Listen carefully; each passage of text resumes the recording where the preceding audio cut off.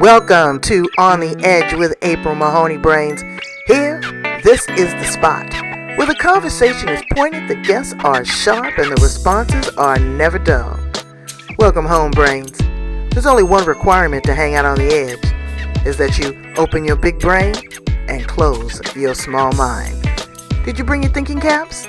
It's time to put them on, because the conversation starts now.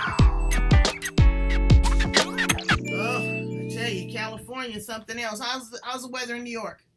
You know, hot and humid. I've been away, so I'm just getting back. Where'd you go? I went to Hawley, Pennsylvania, the Poconos, and Oh, then I came back for a couple of days, and then I went to Westerly, Rhode Island. wow. Well, Westerly, Rhode Island sounds pretty parsnickety. Well, yeah, we were on the beach right below Taylor Swift's mansion. Anyway, no, it was great. I'm so glad to have you back on the show. I'm so excited.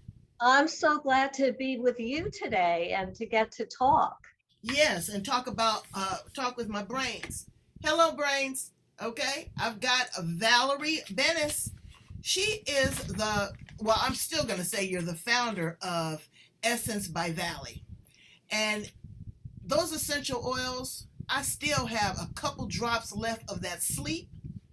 It's magical. And you've done such a fantastic job with that product, but now you have catapulted into something else. You are in a brand new season in your life, and you are working with women over 50 to really become graceful in their age and accepting and wear it as a badge of honor. I'm going to be 59 in 2 weeks. Who does that? But I'm embracing it and I'm loving it and I'm going out with a bang. So you're talking with women on your new platform, and you're talking about love and sex and beauty and fashion. I'm so excited to hear all about it. So welcome back to the show, our dear friend, Valerie Bennis. Hi, baby. Thank you. Hi. Good to see you, April. Good to see you too.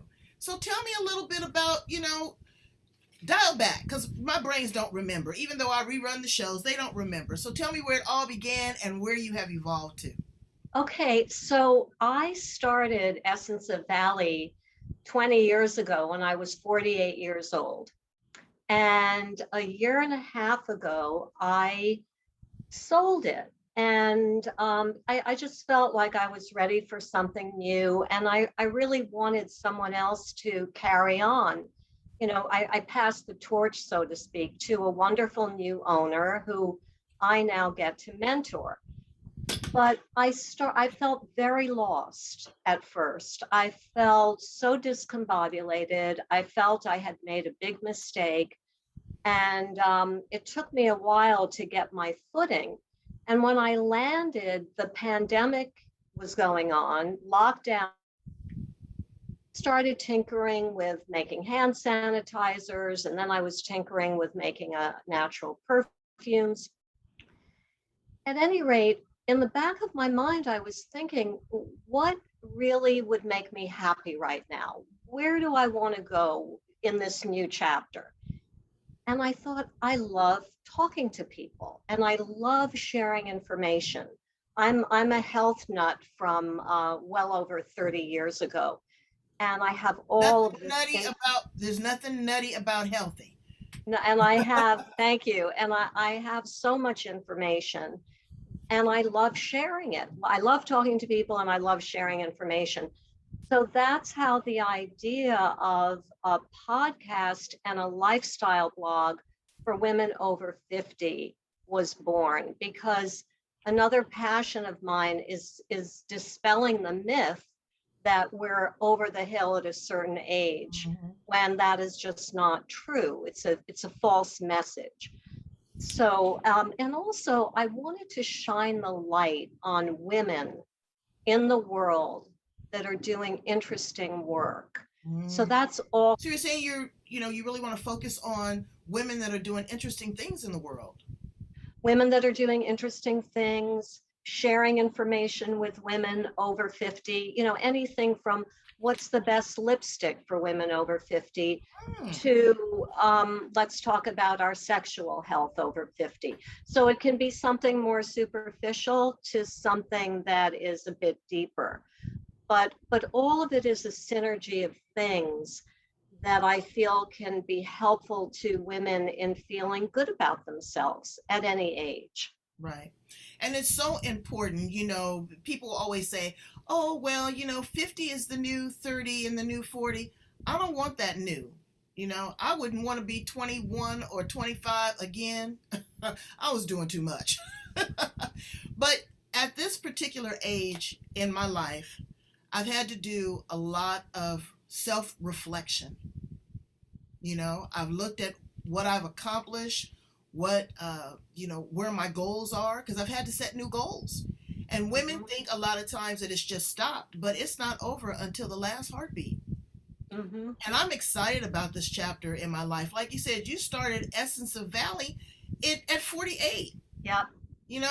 I've been doing this podcast for 20 years and I'm about to be 59. So I am Amazing. enjoying it. So again, like you say, now you have a blog and a podcast.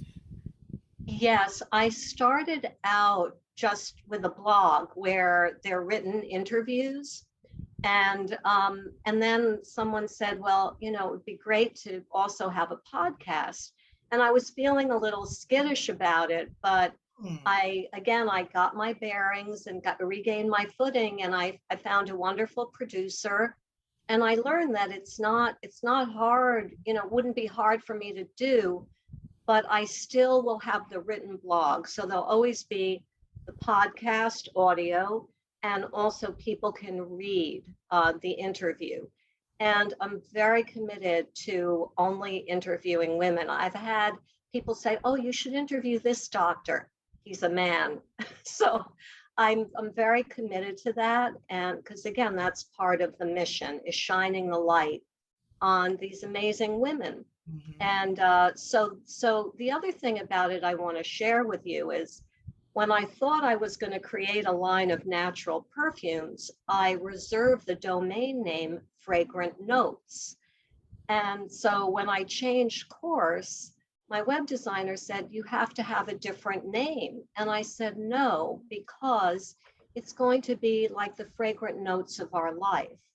It's a bit of a metaphor. So I love the name Fragrant Notes, and luckily it was available. Well, you're doing amazing things. So let's tap into it a little bit deeper, because I want some of your personal insight on some of these areas here. Okay, so we're talking about graceful aging. Some things that women really attack themselves on is wrinkles. Mhm. I call them lifelines, or they talk about their weight. Give us some insight and your perspective on that. Well, what I have seen and learned about eating is that often people eat not for nourishment, they eat for entertainment. So, for example, I might eat a bag of potato chips. I'm not eating that for nourishment. That is some emotional comfort, or, it's entertainment, but it's not nourishing. When I eat a plum, that's nourishing. That's giving me nutrients and vitamins and fiber and health. So that's number one. Number two, emotional eating. And that happened a lot with the pandemic. And people who emotionally eat, I've learned that they do it to push down feelings. So rather than experience what they're feeling, which is often sadness, frustration, anger, they push it down with food. And then they're in that loop where then they feel bad about their weight. Then they can focus on the weight, and it's always taking them away from their feelings, which to me is so sad. I think about children. Remember how, I mean, they cry. They cry when they need to, and then they're done. It's over. And adults, unfortunately, as we grow up, it's not encouraged to express our feelings. And so I think people use food for comfort. And it's really a habit. It's a habit that It needs is to a be habit. broken. You know, so many, I have friends who struggle with this and they're always on this diet or that diet, but the diet is not that's not the relevant thing here. The thing is the habit of comfort eating, overeating, and then being in that loop where you feel badly about yourself. So my advice to people really is look at the emotional reasons for the overeating. Well, I agree And with you 110% you because, have to look at the emotional reasons. I don't think that I'm an emotional eater, and again, it's that conversation I'm having in my own head. But for entertainment, I love that. And I'm going to put that as one of my mantras because I am in a live it, not a diet, a live it. It is a mindset change. And I put it on my meditation. I have some neuro linguistic programming changes that I'm doing in my own head. When I look at my plate, we went out, we had a fabulous breakfast, and it was a breakfast that was for today, tomorrow, and the next day. They Mhm. give you so much food on your plate. You're paying $20 for breakfast now, but you can eat it for 3 days. And there was potatoes, and there was pancakes, this, that, and the other. And you know what I did? I couldn't believe it. I was so proud of myself. I took 2 or 3 bites, and I said, "This is not benefiting me," and I threw it in the trash. Wow, good for you. I threw it in the trash, Congratulations. yeah, and then I went in and got some watermelon. Now I'm gonna tell you, I'm gonna be honest, I wasn't satisfied. But again, it is the emotional satisfaction. If I know that I am eating to live and not living to eat, then it puts it in a different perspective. So I agree with you on that totally. And April, what you also mentioned is that we eat too much. Too much. And I mean, when I was away, I mean, people, and it's all beige food, all beige food Yep. slammed on a plate. And we need to learn also to eat until we're satisfied or eat smaller meals. I never eat a large meal, ever. So these are habits. But congratulations, that's huge. I was proud of myself. I was like, but it was so good. But I was like, but is it good for me? So I had to Right. ask myself. All right. So now let's talk about something else. Lifestyle, relaxation, exercise, and self care. What's your perspective? Okay, again, my perspective is it has to be woven into the fabric of your life. Mm. So for me, when I was younger, I didn't regularly exercise, but now I do. I exercise always 3 times a week and I walk a lot. Now, walking a lot is great, but there are people that say, oh, I walk. It's not enough. You really, actually, everybody should be lifting weights, everybody, Mm. because as we get older, we don't have the same muscle tone. A lot of that is due to hormonal changes. So, when you're older, you absolutely need to be lifting weights. So when you ask about lifestyle, again, exercise, it has to be woven into the fabric of your daily life. Move. People have to move. And it's best if you find something that you enjoy. But I also advise people lift weights at least, 3 times a week is great, but it's very, very important. Well, let me tell you what I'm doing. Okay. I'm switching it up. I did not want to be, number one, I'm a little bit of a germaphobe. Okay. So the gym was not attractive to me going back. I love the steam room, but all the sweat and perspiration and the touching and the not wiping and all this kind of stuff. So I'm switching it up. And I think you're going to be proud of me.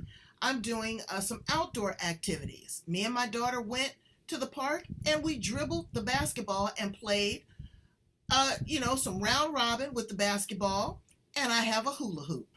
I want to get that waistline thin for Mr. Magnificent. I was out there before I was talking to you.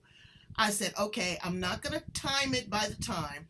I did it by 4 of my favorite hip hop dance songs. I was sweating like a pig.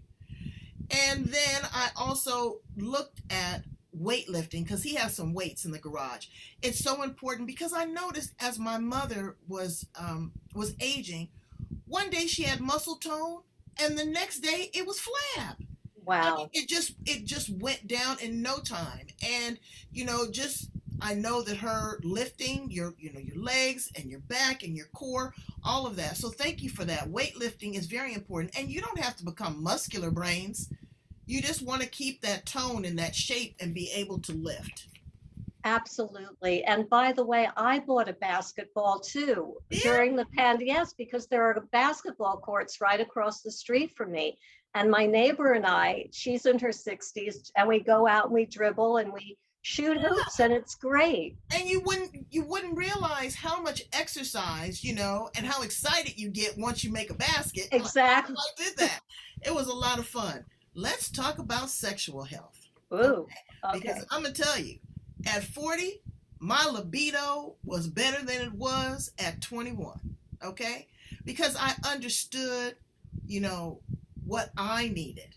My partner was it's never a problem with conversation of expressing what my needs and my desires are.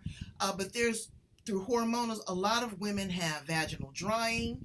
They have, they've maybe had sexual abuse, and there's shame associated with it. What's your feelings on that?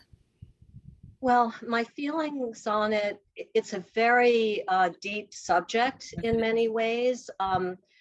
The message out there is that when you reach a certain age, you're not interested in sex anymore, which is just not true in my world, what I believe.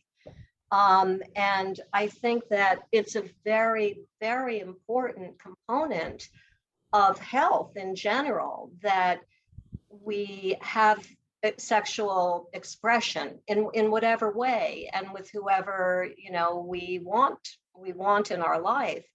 I think when I hear stories of couples that they haven't had sex in 10 years, and I think, how can that be? Because it's not just a physical delight. It also is emotionally nurturing. It's a way that you bond deeper with your partner. It's a very, in my mind, a very important part of being a human being and being a sexual being, and also how we relate with our partners. And if we don't have a partner, masturbation is not a bad thing. It's It's not something a that bad thing. it's something that people should do. I mean, I think most women I know have a magic wand in their Okay. closet. Okay. So I so was but I I was embarrassed. I couldn't believe this. A friend of mine's mother is 80 years old, and she asked me to take her to the sex shop. well, And there I was was like, why'd you pick me? She says, oh, because I trust you. And she's in there, and she's just a shopping, shopping, shopping, and she picks what she wants, and she goes, oh, let me go back. I need to get some extra batteries. I thought I That's was going to great. die. April, there was an article in the New York Times in the modern love section by an 83-year-old woman, Mhm. mostly blind, who went to a Soho sex shop. And it's a wonderful article, and it's all about sexuality in later years. Now, it may change in certain ways, but it's still a part of us. Yes. And And to sexuality is mental. There is a mental release. It releases endorphins in your brain.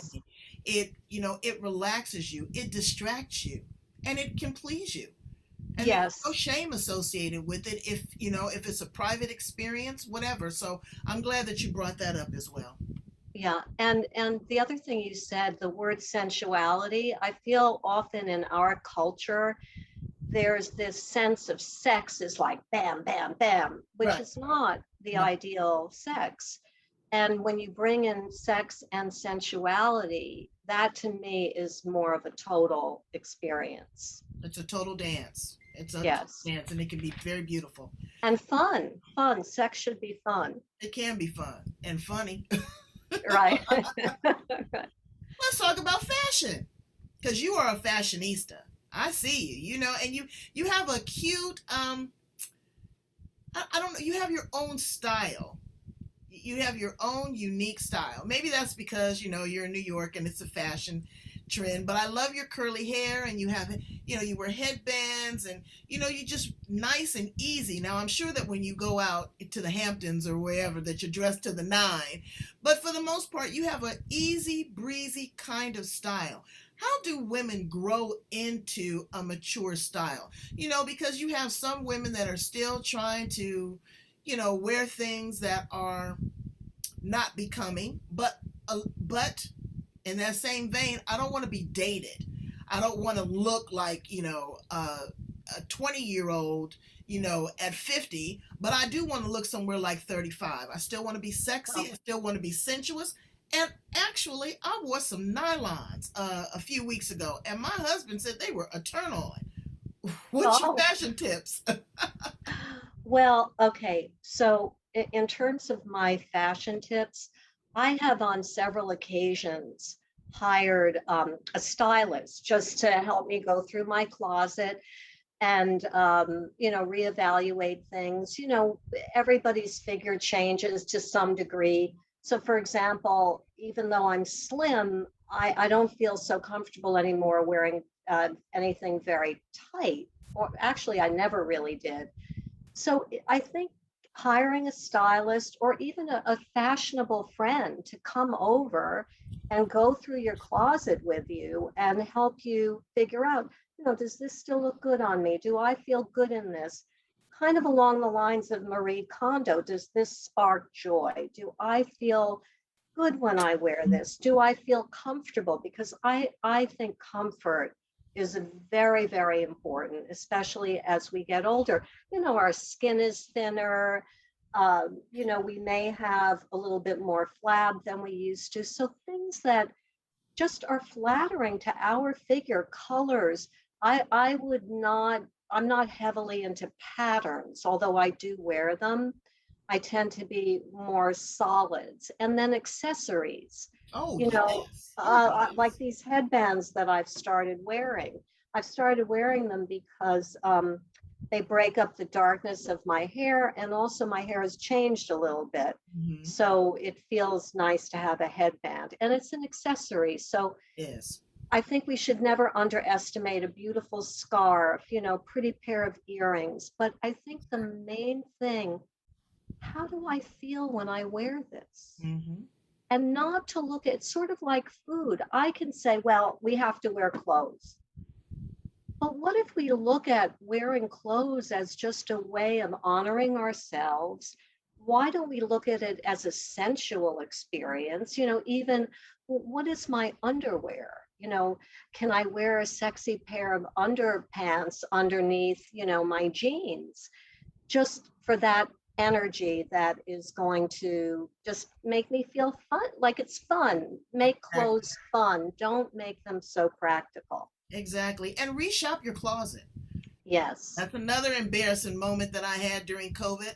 I went and found 4 or 5 pair of shoes, had never worn them, and I had an experiment. I wore a basic black dress. I changed that basic black dress 15 different ways: shoes, boots, hats, scarves, pins. When I wrapped my head, it looked a different type of way. So fashion is fun, and Yes. restop your closet. Yes. And what was that? It's sort of like what I said about eating a plum. Take a moment after you get dressed and just look in the mirror. Does this honor me? Do I feel good wearing it? I wish we could look at clothes again as in a sensual way, not again this practical way of looking at everything. Right. Well, there's shame associated with it. People comment, and so it's that outside influence. It's that outside noise. What would you say to the woman that's got all that chatter running around in her head? Okay, so she's pretty fashionable. She's got a nice bank account. She may have a suitor, but she still has some challenges in her head about the number. How can they get beyond the number? The number of what? The number Her that age. her Yeah, age. 50, 55, 60, 65. Why do we let that stump us up? It's a good question. I think a lot of times we're just self-sabotaging.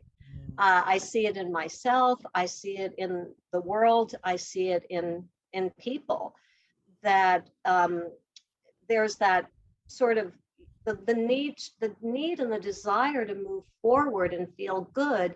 And it's almost like the angel and the devil comes along. You're too old. You're too fat. Mm. You're not this. You're not that. It's the saboteur. And in Eckhart Tolle's words, it's the pain body that we all have within us. So I have found, because I have struggled a lot with rumination, which finally is much, much better.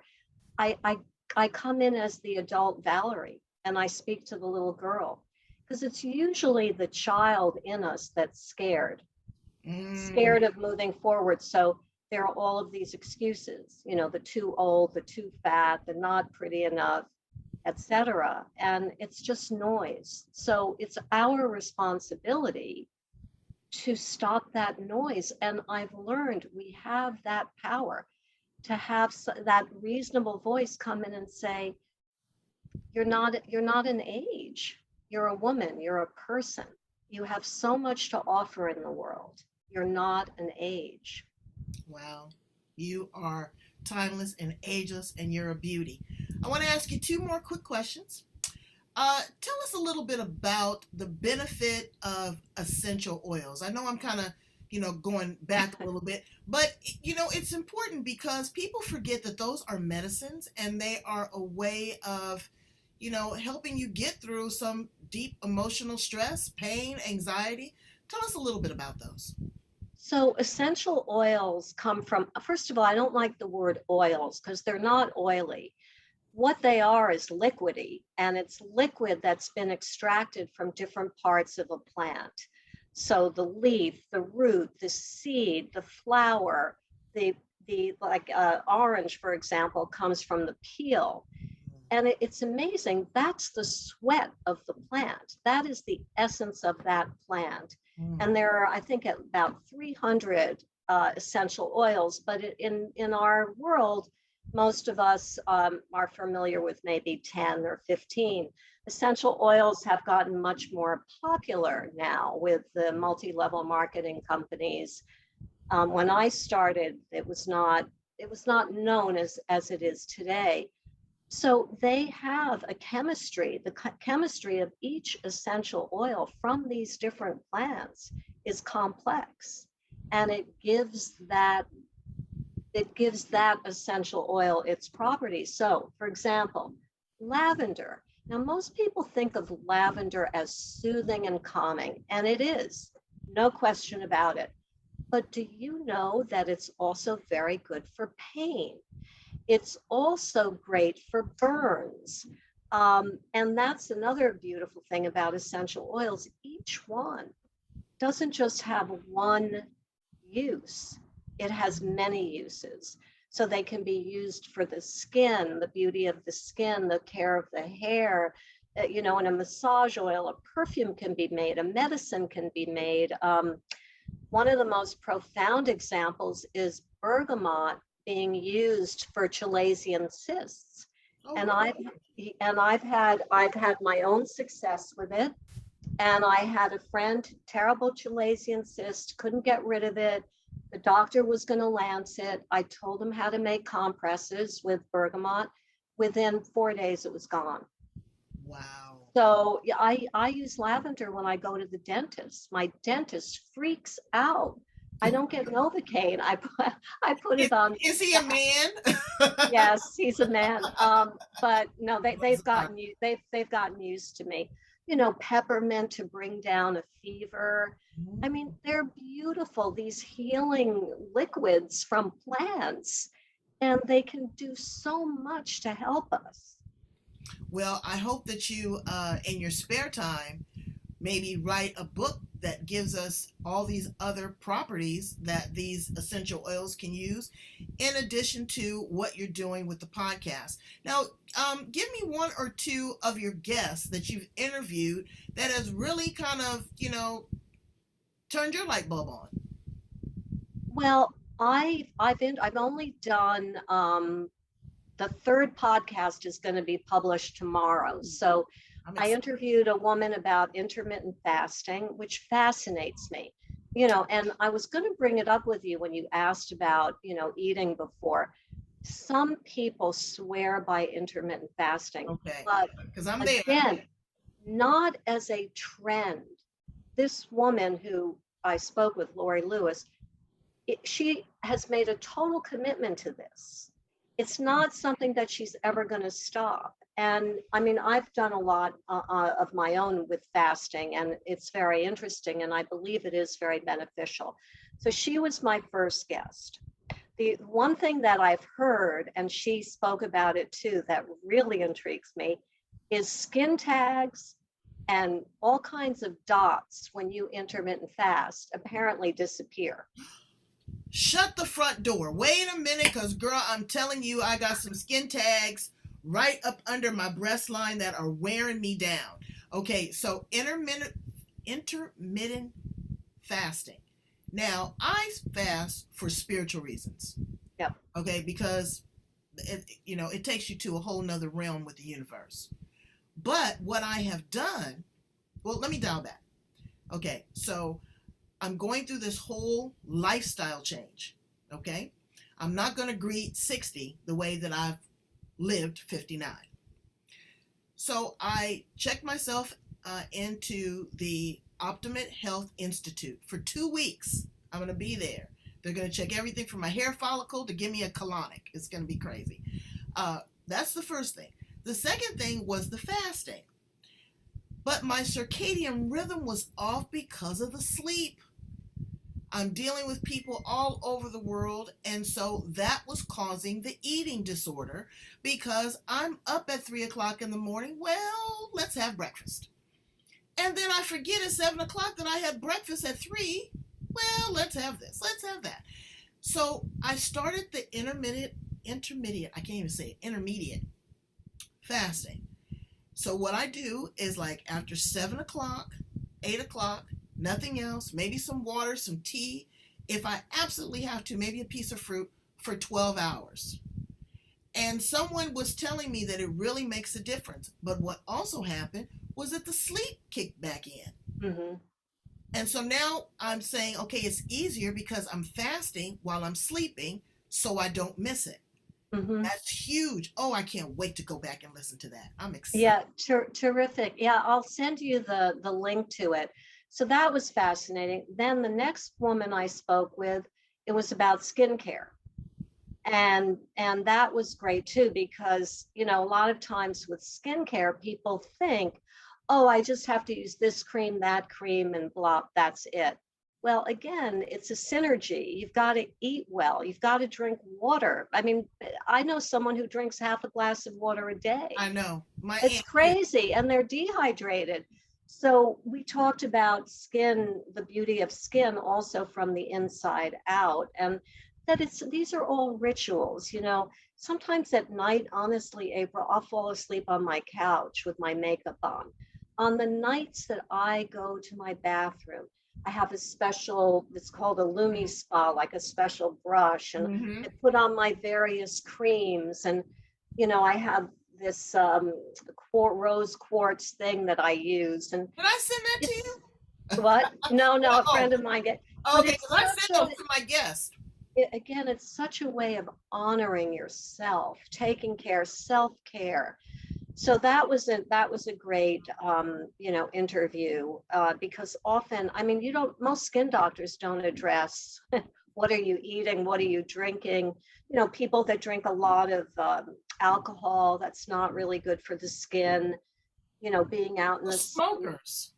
Yeah, smokers, and there are all kinds of devices now to help the skin stay nice and not look too old, but certainly the way, and sex is great for the skin. Another reason to have good sex, good skin. Okay, exactly. And then moisturizing. That's what I notice a lot of people don't do. I see women that love to be in the sun. Number one, they're probably not using the best sunblock. And their skin, they look like lizards. They don't Well, they don't exfoliate and they don't moisturize. The skin is the biggest organ on the body and it needs moisture. I have, since I've been a child, I always use olive oil, pure olive oil on my skin. I love it. It absorbs. I use it in my hair. You know, I'm a little concerned about the parabens in some of the products that are over the counter, but you can find something. I have beautiful soaps that I send to my guests as well that are natural, but the skin needs moisture. Wouldn't you agree? Absolutely. The other thing, I mean, when I was much, much younger, I think I had one moisturizer. Now, which has become very popular, you have these different layers of things. You layer products. But yes, the skin, especially as we get older, needs more care.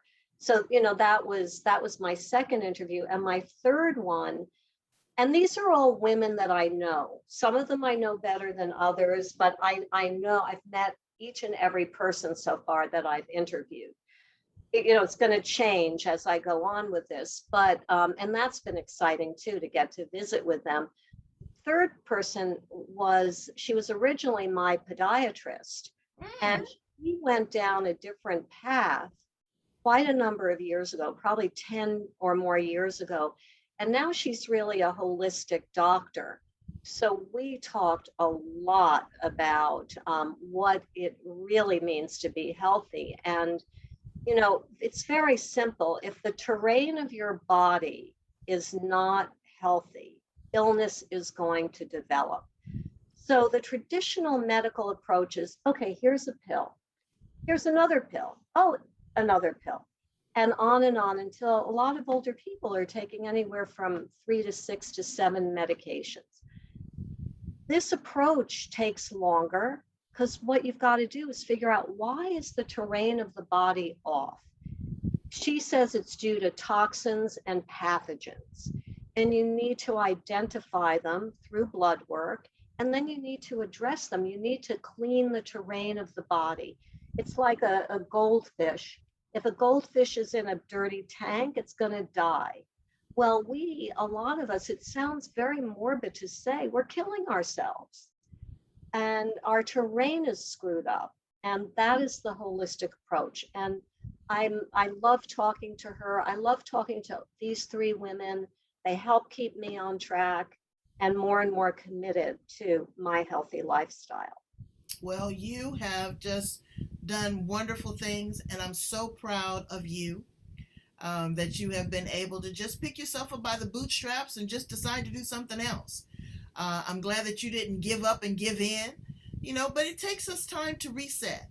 Yes. Brains, allow yourself that time to reset, to sit back and just do nothing for a minute and observe the world around you, because we are the watchers of our life. We're the observers, and then we need to put those things into action. And it's never too late. Now, if you're under a doctor's care, by all means, we want you to continue to do that. But there are alternatives that can help support that. There might be opportunities for you to reverse some things, like, a lot of people are talking about diabetes. And so, looking at that, getting out, getting some exercise, looking at your closet, putting on something that really honors you, having a great sex life, and listening to an amazing podcast right there. That's I'm so cool. excited to have you. Val, please tell my brains how to get in contact with you, how to tune in to your blog, as well as to connect with you on the podcast. Okay, so the website is www.fragrantnotes.com. So it's FragrantNotes.com, fragrantnotes.com. And then we have a private Facebook group, which is under Fragrant Notes. So if you go to Facebook and you search for Fragrant Notes, it'll come up. And people would just have to request to become a member. Because what I do on the Facebook page is I post interesting articles, interesting information, and I also post the podcasts. So once people are in our network, they can then listen to the podcasts. Okay. Well, I want them to be more than just that. I want them to be involved and actually implement these things. You know, we don't produce this information. We don't go out and find these guests and vet them just because we have nothing else to do. It's because we care about you. We honor you. We value you. And we want to see the world a better place. And women, you know, we are now in the age of Aquarius. It's time to step up your game. We are in a much gentler time. We want to take over the planet. We want to be heads of state.